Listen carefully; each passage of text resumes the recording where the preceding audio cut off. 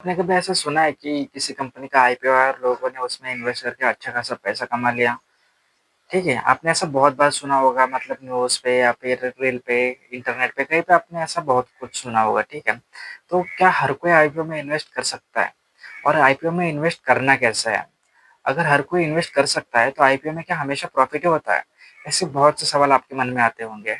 तो आज आप टेंशन मत लो, आज मैं आपको इन सारे सवालों के जवाब देने वाला हूँ।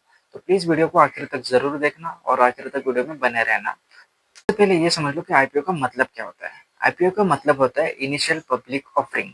जब कोई कंपनी अपने शेयर आम लोगों को बेचती है तो उसे आईपीओ कहते हैं, ठीक है?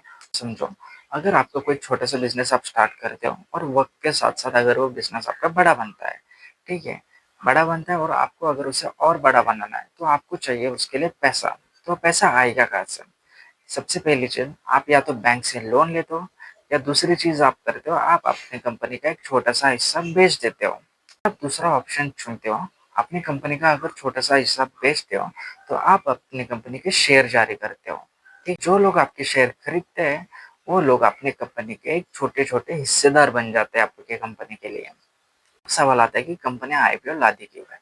आईपीओ लाने के पीछे बहुत से रीज़न हो सकते हैं, जैसे कि कंपनी का डेब्ट चुकाना है, कर्जा चुकाना है या फिर कंपनी को बिज़नेस बढ़ाना है या कई जगह अपनी फैक्ट्री लगानी है, उसके लिए पैसा चाहिए, इसलिए कंपनियाँ लाती है आईपीओ। आईपीओ लाने के बाद कंपनी जो है ना, वो स्टॉक एक्सचेंज पे लिस्ट हो जाती है, ठीक है? जहाँ से लोग उसे खरीद सकते हैं, उसके स्टॉक खरीद सकते हैं और बेच सकते हैं। समझते हैं कि आईपीओ कंपनी लाती कैसे है।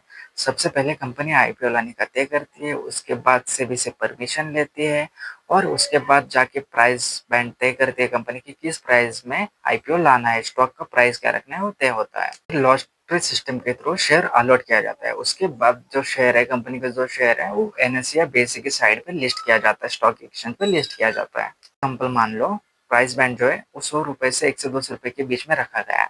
ठीक है, तो इन्वेस्टर जो है ना इस प्राइस के लिए इन्वेस्ट करता है। इन्वेस्ट करने के बाद अगर प्राइस ज़्यादा आता है तो उसे ओवर सब्सक्रिप्शन कहा जाता है। अगर लिस्टिंग प्राइस आईपीओ प्राइस से ज़्यादा है तो उसे लिस्टिंग गेन कहते हैं और कस्ट जो इन्वेस्टर है उसका प्रॉफिट हो जाता है। अगर जो लिस्टिंग प्राइस है वो आईपीओ प्राइस से कम है तो उसमें कस्ट जो मतलब इन्वेस्टर है उसका नुकसान हो जाता है। बात करते हैं कि आईपीओ में इन्वेस्ट कैसे किया जाता है, ठीक है? आईपीओ में इन्वेस्ट करने के लिए आपके पास 3 चीज़ें होना बहुत ज़रूरी है। सबसे पहले होता है डीमैट अकाउंट, उसके बाद आता है ट्रेडिंग अकाउंट और फिर आता है आपका जो है बैंक अकाउंट। आपके पास ये तीनों चीज़ें होनी ज़रूरी है, तब जाके आप कहीं आईपीओ में इन्वेस्ट कर सकते हो। आईपीओ खुलता है तो आप उसमें इन्वेस्ट कर सकते हो आपके ब्रोकर के थ्रू, ब्रोकर के मतलब डीमैट अकाउंट के थ्रू, ठीक है? आप उसमें इन्वेस्ट कर सकते हो। आपको अगर इन्वेस्ट करने के बाद अलॉट हो जाता है, आईपीओ अगर अलॉट हो जाता है तो वो आपके डीमैट अकाउंट में आ जाता है, ठीक है? आईपीओ अलॉट नहीं होता है तो पैसा आपके डायरेक्टली बैंक अकाउंट में आ जाता है। जो आपने इन्वेस्ट किया था वो पैसा डायरेक्टली आपके बैंक अकाउंट में आ जाता है। आईपीओ के फायदे भी रहते हैं और नुकसान भी रहते हैं। तो मैं फायदे बताता हूँ आपको सबसे पहले।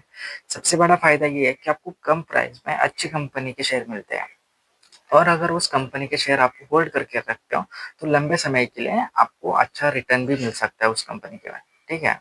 कि नुकसान ये है कि ज़रूरी नहीं है कि हर बार आपको आईपीओ अलर्ट हो, कभी-कभी आपको आईपीओ अलर्ट नहीं होता है। अगर आईपीओ अलर्ट नहीं होता है तो आपका पैसा आपके बैंक अकाउंट में रिटर्न आ जाता है। कभी-कभी क्या होता है, जो आईपीओ की प्राइस है ना उस प्राइस से कम में आईपीओ अलर्ट होता है। आपको शेयर कम प्राइस में मिलते हैं, उसमें क्या होता है आपका नुकसान होता है, ठीक है? तो मैं आपको ये सजेस्ट करूँगा कि आप बिना जानकारी के इन्वेस्ट मत करना। पहले आप आईपीओ के बारे में रिसर्च करना, कंपनी के बारे में रिसर्च करना, उसके बाद ही आप उसमें इन्वेस्ट करना। और अगर आपको ये वीडियो अच्छी लगी तो प्लीज़ वीडियो को लाइक कर देना और चैनल को सब्सक्राइब कर देना। हम आपके लिए ऐसे ही वीडियो लाते रहेंगे। मिलते हैं अगली वीडियो में।